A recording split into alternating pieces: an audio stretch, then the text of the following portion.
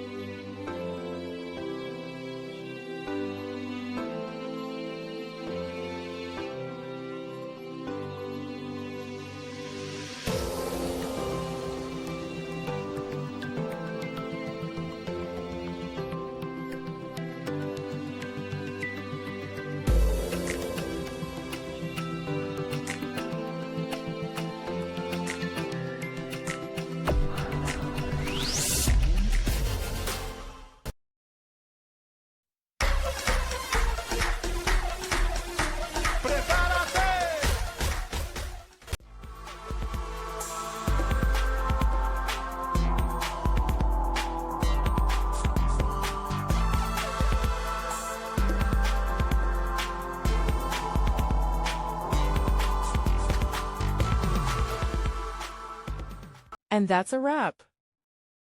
I hope you found the answer you were looking for.